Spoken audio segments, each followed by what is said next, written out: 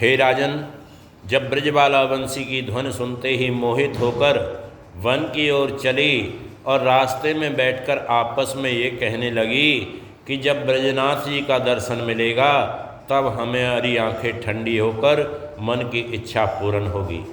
अभी तो हमारा चितचोर वन में ग्वाल वालों व गायों के साथ नाचता गाता होगा।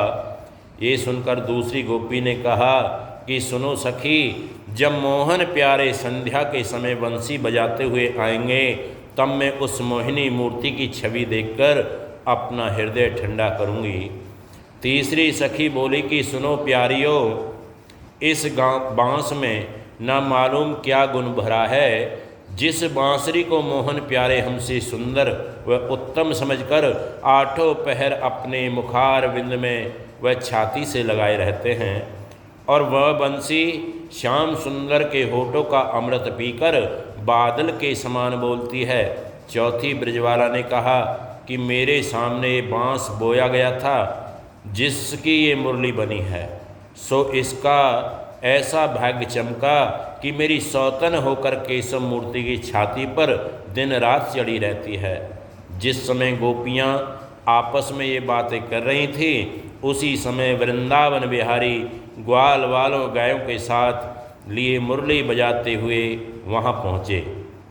उस मोहिनी मूर्ति की छवि देखकर ही सब ब्रजवाला प्रसन्न होकर आपस में कहने लगी, मोर के मुकुट माथे हाथ में लकुट राजे, साजे गुंजमाल गले ललित लरंते, सुंदर कपोल श्रुति कुंडल झलक राजे, जुल्फ अमोल भरे गोरज कनकते, गोवन के पाछे आछे काछे काछने के काछ राग, गौरी गावत गवावत सखनते, आनंद के कंद ब्रज लोचन चकोर, चंद मंद आवत गोविंद वृंदावन ते, जरीदार चीरा में चुन्नी की चमक चारु हार, मुक्ता के लर पावन लो परस्ते, कुंडल चमक पीत पट लपटाने कट, दीपक दमक धुति दामिन की दर्शते, नैनन को फल ले लोचन सुफल करो, ये छवि देखवे को क्यों ना जीव तरसते,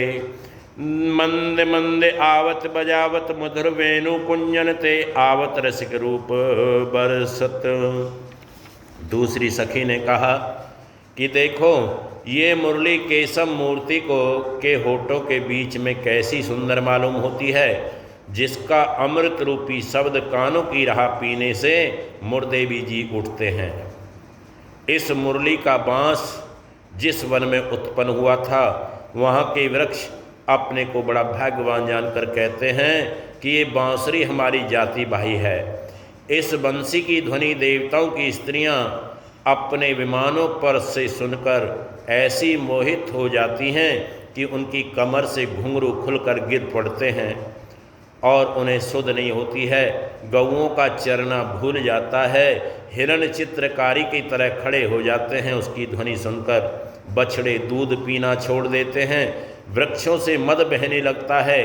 दूसरी सखी बोली, है प्यारी, पहले इस बंसी ने बाँस के तन में जन्म लेकर धूप पानी व सर्दी गर्मी का दुख उठाया और एक पाँव से खड़ी होकर परमेश्वर का तप किया।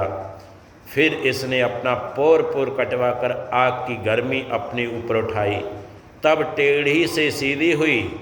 इससे अधिक क्या कोई भगवान की तपस्या करेगा।